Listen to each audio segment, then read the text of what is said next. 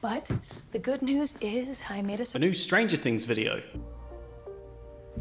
A new Stranger Things video. Stranger Things video. Season 5 of Stranger Things is here. Heavens to Betsy. Or at least volume 1 of season 5. The next part is coming out on Christmas, and I'm going to make a video all about volume 1 as a whole. What works, what doesn't. Overall, I'm having a really fun time with season 5, but I also think there are a lot of issues we should drill down into and explore what the root problems behind them are. In general, discussing the good and the bad, but that's another video. Right now, I've got my psychodynamic counsellor and psychotherapist hat on, and we're exploring the psychology of VECNA / Henry / 1, and also Will. I say also Will because we're not about to explore all facets of him as a person, just the bits that relate to what we'll discuss about Henry. Although even then, we're not discussing all the facets about Henry because we don't know all of his life. The show hasn't given us a huge amount of information. This obviously won't be one of my massive 60-minute plus videos because we don't know that much stuff. I'm hoping we will learn more, but in the meantime, there's a lot we can explore to do with one specific theme and facet of Henry that I think ultimately leads us to a really important point, both for the characters of him and Will, but also for human understanding as a whole. So, with that very vague introduction out of the way,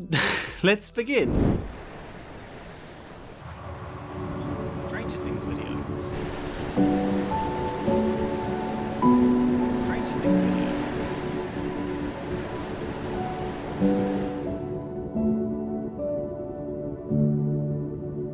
Stranger Things video.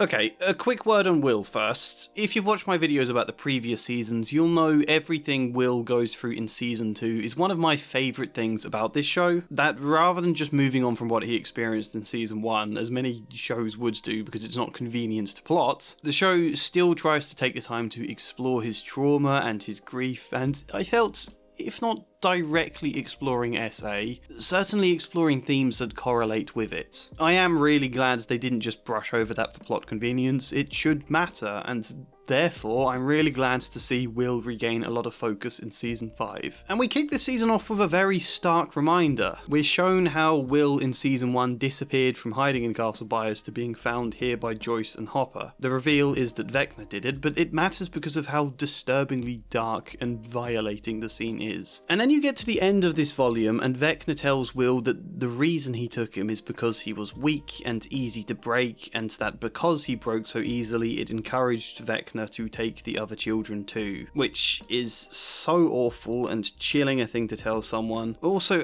a really good way to paper over the fact that Will has done practically nothing in season 3 and 4. Because it brings context back to the fact he has felt weak and trapped and like he's never been able to discover himself because there's always been the dark presence of something or someone else within him too. He hasn't felt at home in his own skin and has failed to both literally and figuratively discover any of his power as a result. And I think these are both separate points, yes, but obviously this works well alongside Will's struggle to explore his sexuality, and it's then in finally starting to discover his sexuality that he feels freer and more powerful and is then, if not overcoming the trauma VECNA has left him with, certainly growing beyond it. The upside down suddenly flips from half being a symbol of Will's closeted feelings or just general sense of isolation and otherness into a symbol of his inner strength. The cut to a reel of his childhood memories, it's a little bit on the nose with Robin's voiceover reiterating what she conveniently told him just a bit earlier. It isn't very subtle, but I don't think it should have to be. It should be very clear and proud, and it's incredibly moving first and triumphant second. I love it. But how does all of that little summary relate to Henry? Well, I think it provides a fitting contrast that then reveals a lot about him by comparison. Henry, who is terrified in this cave. Now, I haven't seen the Stranger Things stage play, I only found out it exists about an hour ago when Kirsty mentioned it to me offhand,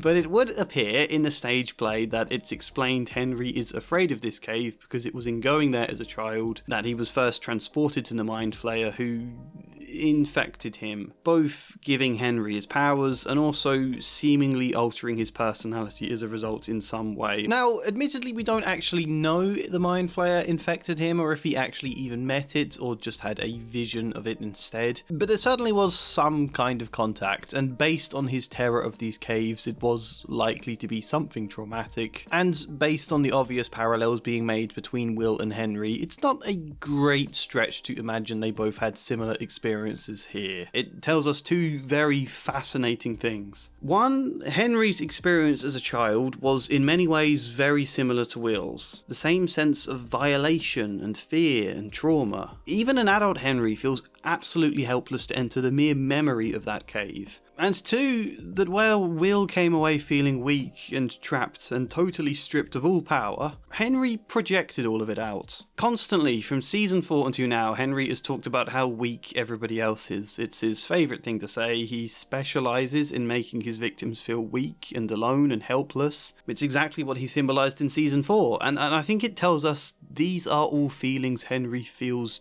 deep down, but to such an overwhelming degree that he has to project them elsewhere in order to feel strong. He had to feel powerful because he can't bear to face, let alone process, what he experienced in that cave. And so he totally loses himself to the powers he's gained. That has to be his identity. They have to make him something powerful rather than a victim, strong and superior, not preyed on and cursed due to some imagined weakness the way Will feels. And to emphasise, he isn't weak, but he understandably feels like he is. That's one of the feelings that comes out of that kind of experience. Rather than Henry feeling that emotion, reinterpreting the experience more like he's chosen and blessed with this gift because he's someone special. I mentioned that Will didn't feel right in his skin partly because it felt like something else, the Mind Flayer, was within him. The difference here is that Henry embraced that, made that dark presence his very identity, and because he felt he needed to do that, he was then lost to it as a result. To a loose extent, I think this metaphor kind of works for how cycles of abuse can occur.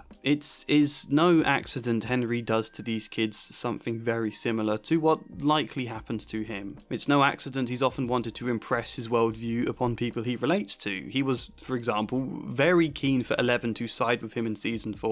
He spent a long time trying to impress his ideas upon her, to justify what his plans were, and for this person, who reminds him of his younger self, to say, "Yes, I agree, Henry, you were right, you're doing something good." I believe it's no accident he left Will alive, and probably even left the other characters alive here at the end of episode 4, not just for plot armor reasons, Told Will he was weak, but thanks to Henry, he has been reshaped into something powerful and different that belongs in this world, not in theirs. He wants Will, like he previously wanted Eleven, to willingly side with him and to abandon the others, because that provides confirmation he's right, rather than having to force them. Why is he so keen for that confirmation? Why so fragile there? Likely because deep down Henry doesn't entirely believe in what he's doing and is therefore desperate for confirmation. All of this amassing of power, building a fortress and supposedly beautiful world. Is this truly cultivating something beautiful, or is it simply defending himself, fleeing from the inner feelings of weakness? Perhaps not consciously, but I think Henry knows that's the case. Henry wants the confirmation in order to wall off the parts of him that know what he's doing is wrong. And, I've made similar arguments about a lot of different villains in fiction. This general idea of their psychology comes up a lot. The giant wall that it appears Henry has built feels like a defense way more than anything else, apart from maybe a prison. I always love how symbolically the things that protect us can also appear as the things that suffocate us. But unlike just the psychology of many villains, I think Will demonstrates the opposite. Despite having a lot of the same experiences as Henry, Will doesn't embrace the darkness. Deep down he has felt trapped, isolated, lost. And partly that's because it's felt like the Mind Flayer has pushed Will to the furthest recesses within himself, but also we could say because of fear, social pressure, perhaps internalized shame about who he is as a person, most notably about being gay. And those are two separate points I should stress again. His fear and shame around his sexuality and the trauma or the violation from the Mind Flayer. The fact we're talking about both together is because they are expressed through the same symbol, but I don't think it means they're the same at all. However, as we've said,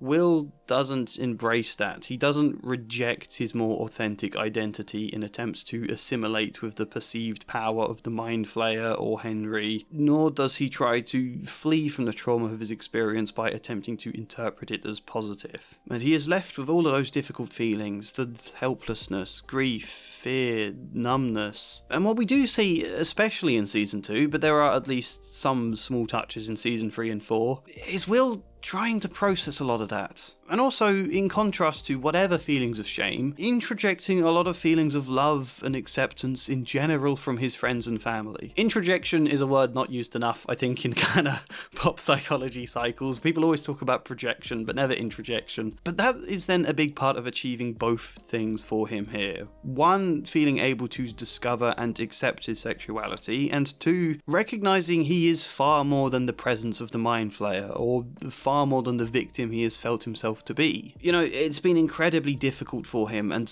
awful to watch Will sit through those feelings of shame and be so stripped of agency for so much of this show. And there are limits to that. It's not like you can just decide to process all of your experiences. Sometimes it's too overwhelming to do so readily. However, able to work through a lot of it, Will is able to discover he is so much more than any of that. It doesn't define him. And that sense of liberation and power does work perfectly alongside also the sense of liberation and power that comes from embracing his sexuality. Henry, in never working through any of his feelings of weakness and vulnerability, never gets to discover that he is so much more than them. Never gets to discover how wonderful and powerful that little boy Henry could have been, because he's been shut away in a tiny corner in place of a new manufactured identity. One that we could call Vecna, but fittingly, that's a name the kids invented for him. It's not the name he uses. What name does Henry actually choose to go by? I don't know.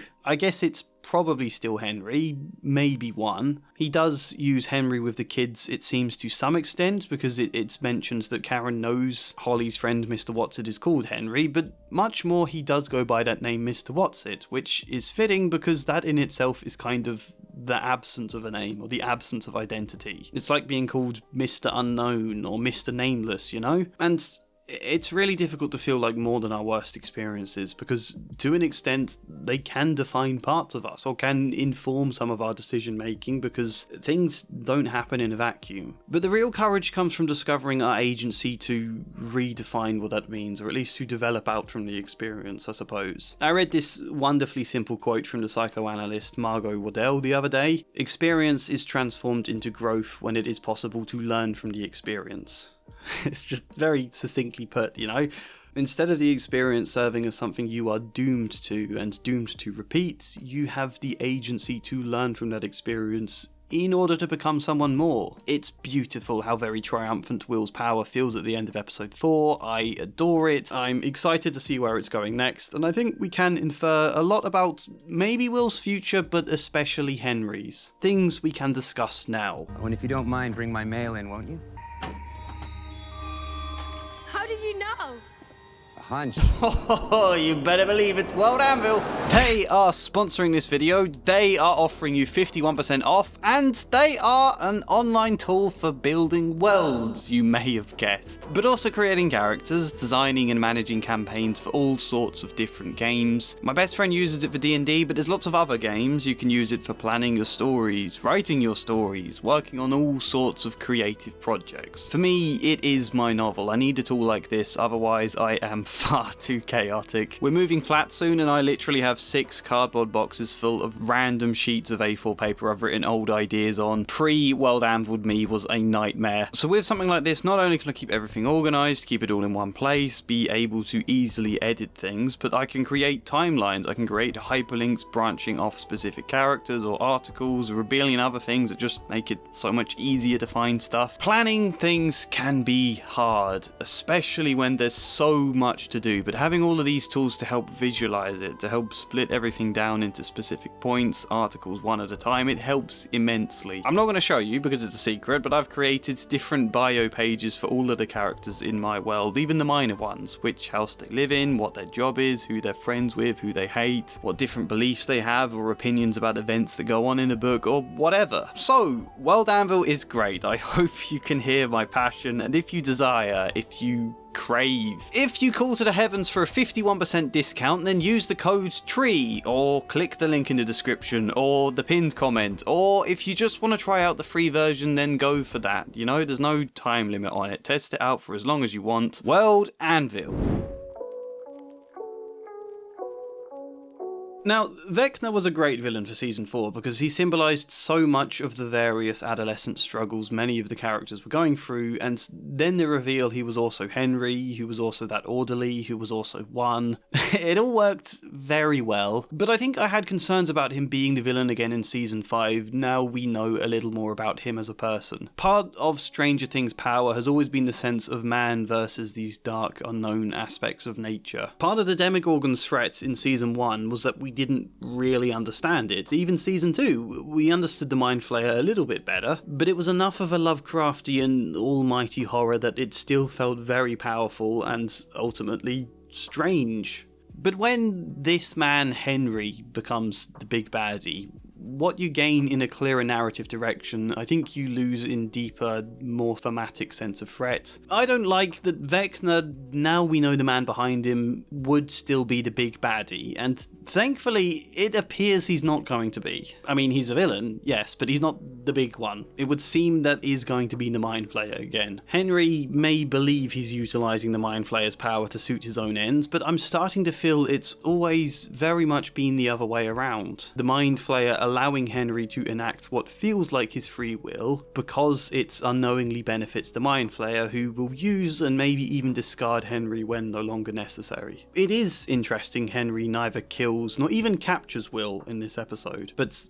basically just hints he would be better in Henry's new world. As intimidating as it is, Henry is basically giving him a brochure to the Upside Down, and there's likely some greater complex plot reason for why he wants these kids, but when he's doing the same horrible thing to Holly and the others that he did to Will, and when he does seem to talk so much about building a new world, you would assume he needs people for that world. He can't be the only person in it, but he also craves people who will affirm his entire worldview. Therefore, he captures vulnerable people that can be moulded into something he relates to. However, at least as it would seem so far, he's building this entire world behind a giant circular wall, perhaps even a fortress. Is that a wall just to keep Eleven and the military out, or maybe is it also a defense against the Mind Flayer itself? We can also infer Henry is giving these children powers from the fact Will gained them through this thing, and from the fact Mike foreshadows Holly casting a ton of spells, including Dimension Door, which I imagine is the right spell to, like, travel either back and forth through this wall or in and out of Henry's memory prison thing. If Henry is giving them powers, that might then be with the hope to rally a force against the Mind Flayer, perhaps, drawing on the Mind Flayer's power until strong enough to use them in a way that can challenge it. And I'm hoping, because it would be narratively clunky, that this isn't a point about any kind of redemption for Henry, just about amassing power to seize control and to defeat, and therefore achieve what he likely imagines would mean overcoming all of those buried feelings of weakness that the Mind Flayer may have made him experience as a child. I think, apart from everything else he might be doing, he is preparing for that kind of fight. And I am going out on a bit of a limb there, but I think it suits thematically. I think it also reminds me of Gortash in Baldur's Gate 3, believing he has enslaved the Elder Brain and is utilising its power to amass his own army, only to then discover that the Elder Brain allowed itself to be enslaved in order that Gortash could secretly amass an army for it, at which point it then just utterly obliterates Gortash. Yes, I am sneaking in promotion for my 72-minute psychological deep dive into Gortash. I think something kind of similar here would be very fitting for Henry to amass all of this power only to be completely smacked aside by this greater, more Lovecraftian threat. And then us, as a result, getting to feel oh gods, how the hell does anyone else defeat it? The alternative would be, I suppose, that he just loses all of his humanity to the Mind Flayer's bidding, but that would be less interesting because they've kind of touched on that already in season 3. The other possibility is, of course, that the Henry we see as Mr. Whatsit is distinct from the Henry we see as Vecna, and does in fact represent some of the innate goodness that may exist as a shadow self for Henry. That he is, in fact, attempting to save these children, and if we are supposed to see this as something a little bit like a shadow self, then the fact he's called Mr. Whatsit could make sense there too, but I personally have some issues with this interpretation, such as the fact whilst Holly appears safe in this house, Will has also glimpsed her here, so she's not truly safe, and it then doesn't appear like two versions of Henry truly in conflict with each other. It's still possible if the show explains something. My other issue is kind of the issue with my own interpretation as well, which is that we don't actually know what gave Will his powers, or even Henry. Did Will gain them because Vecna did this, or because the Mind Flayer did this, or because both, or something else? The way I'm seeing it is both, but it's just pure speculation really, that what Vecna did made Will susceptible to the Mind Flayer's infiltration in season 2, which then connected him to a network he could then tap into and draw upon, including its abilities. But I honestly have no idea. It's not the most interesting part of this to me. But yeah, it's exactly why I waffled so much about discovering power. All of Henry's power comes directly from assimilating his identity with what the Mind Flayer represents for him. Will's power, however, technically comes from the Mind Flayer, I think at roots. However, not exclusively. It comes much more from being his own person. He can tap into the hive mind, you know, but without that meaning the hive mind has to corrupt him. The relationship can work the other way, where now he is reshaping or exerting influence on the hive mind instead of it exerting it on him. At least in theory, which, apart from being a blindingly powerful metaphor, works incredibly well with what we saw in season 2. Returning to that again, Will, who was more and more lost to the Mind Flayer to the extent he couldn't remember who Bob was and struggled to remember much at all, or feel anything independent from the Mind Flayer, then he was taken to a shed and Joyce recounted a very moving memory of Will. When you turned 8, I gave you that huge box of crayons. Do you remember that? And then Jonathan recounted a memory, and Mike did, and then all of them did, and suddenly they are flooding him with all of these warm, loving memories, and that's when we discover that Will is still inside there, that they can still reach his heart. And then right here in season 5 we see snapshots of those exact same memories. And you drew this big spaceship, a rainbow ship, that's what you called it. I was so proud. I was so proud. Do you remember the day Dad left? We stayed up all night building castle spires. Just the way you drew it. And then it started raining. But we stayed out there anyway. Do you remember the first day that we met? I knew nobody. I had no friends. I saw you on the swings, and you were alone too. I just walked up to you and I asked if you wanted to be my friend. And you said yes. It was the best thing I've ever done. As cheesy as this might sound, Will's strength comes not from the Mind Flayer, but from love. Tapping into the hive mind, thanks to the Mind Flayer, is merely one means to exert and to channel his strength, not the very source of it. Will is independent, he is so much more, and therefore he is better placed to defeat it. And we could make a very similar point about 11, and I don't know about Carly, we don't know enough about her, but I think were the story to make that point via Henry being defeated by the Mind Flayer, it would be very powerful. Come Christmas Day, all of my predictions there may be proven wrong. I'm prepared for that, because I have gone out on a very specific limb, but I think the general thematic point of what I'm saying will at the very least be correct. I'm excited to see what happens. I'm excited if it does challenge my expectations, because that will then make for more unpredictable viewing for me. I'm excited to read your thoughts in the comments, good or bad, and I'm also excited to make a video more generally about season 5 so far. There's a lot to be said, so look out for that video very soon. Otherwise, like this video if you liked it, subscribe, maybe even support me on Patreon, buy me a coffee, or as a channel member. But otherwise, hopefully see you next time. And as ever, a special thank you goes to Flying Spider, Luke Core, Michael Gallagher, Benry, Thafy, Chad Bramwell, and Joshua C. Follier. Thank you.